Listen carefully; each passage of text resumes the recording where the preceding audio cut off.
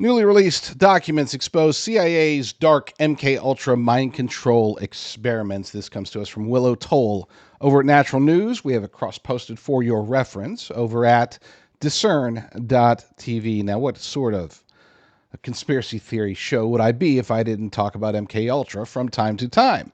The fact that it's coming into the news cycle right now, at least the alternative media news cycle, right around now, is just a bonus, just a prompt. Just says, hey, Rucker, you're doing more Christian and conspiracy theory stuff, so you might as well touch on MKUltra because it's in the news.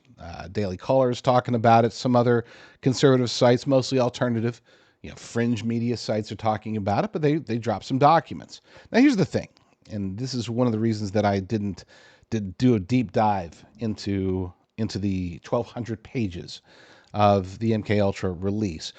They being the deep state, they will only allow documents to be declassified if they know that the information in them will not be truly damaging. Sure, they might have certain little mini bombshells or revelations that can make people say, oh, look, aha, and that's by intent.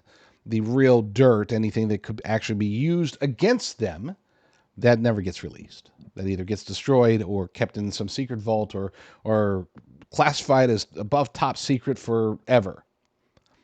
Such, for example, the JFK files, but that's a discussion for another day. MKUltra still exists, and that's one of the reasons that I would argue that these documents were released. They were released for closure to say, hey, see, look, we're turning the page, we're turning away from MKUltra, we're giving you all the information that you need. But it's not even close. CIA is a creature of habit. They don't stop using a play just because that play gets blown up once. The game may change in the form of different rules, different players, different enemies or opponents, but their playbook always stays the same. They just switch in, make adjustments here or there. So MKUltra, I would argue, is almost certainly, I will go for all the way to 99%, it still exists. It's still running. It's not called MKUltra. But they weren't ever, no matter busted or not, the CIA specifically and the deep state in general was never going to let go of their ambitions to control minds. Their greatest asset are assets. Their greatest resource are human assets, people that they can control one way or the other. Now, they do this in one of four ways. Technically, there's more than four, but four major ways they do it. Number one, they will bribe people. And this is something that they do sparingly. They don't like to do it. That's their least favorite technique. But they do. They find people that they can take and they can just bribe them, give them a little bit of money and say, hey, do this. We'll give you a job. We'll give you this. We'll give you that. We'll give you protection, whatever. And that's how they can get certain people to do certain things. The bribing aspect of it, though, is more of a challenge for them because there's no fear involved. There's limited fear involved, I should say. Somebody who's bribed might be willing to turn against their briber at some point in the future. So they don't like going down that road, only if necessary. Number two, they do blackmail a whole lot of people. They get dirt on people, especially politicians and bureaucrats, business leaders, and that's how they're able to control a good chunk of the world. It's not just about the United States of America. They do go out, and you might say, but it's the CIA. They don't operate in the United States of America. And I would say, whatever. Yeah, okay.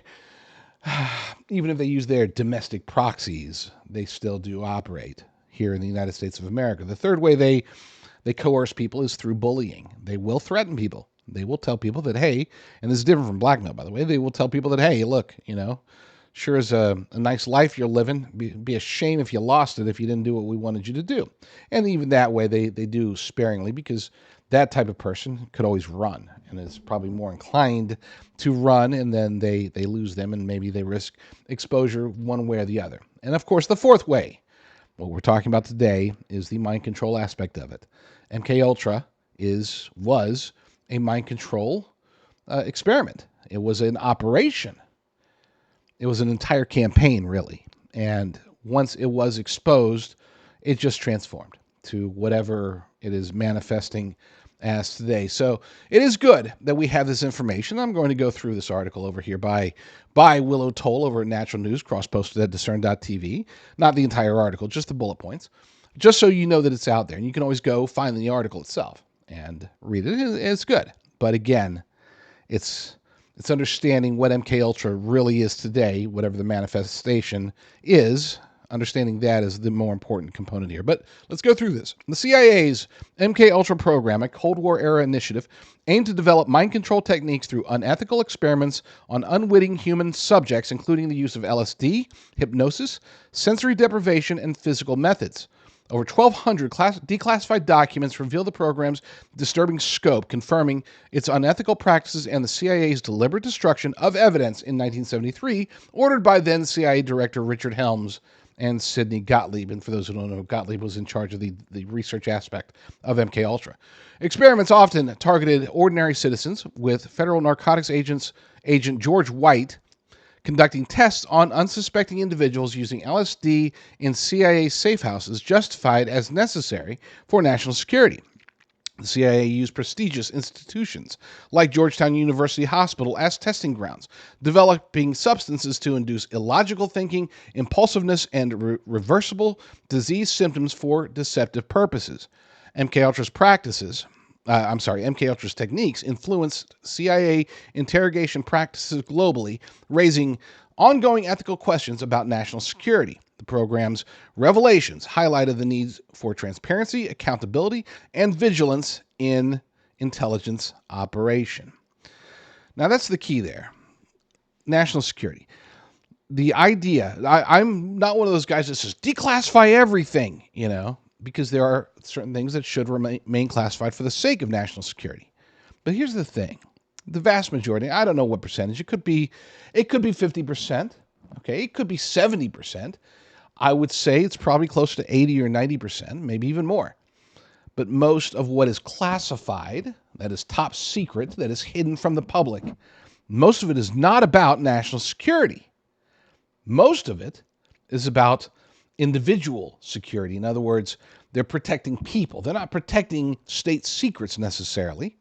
They're protecting people who have done something that they don't want the public to know about. Now, they can justify it by saying, well, it's national security to make sure that nobody knows about this, that, or what this guy did over here because he was working on behalf of national security, so we have to classify it to make sure that, But then I turn to the whole JFK assassination, and RFK, for that matter, the assassinations that are widely believed to have been done by the CIA, acknowledged in many ways, proven in some ways.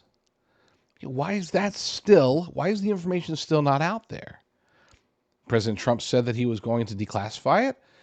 He said that there's reasons that he didn't, but now we're in a second term. Lord willing, he finally will.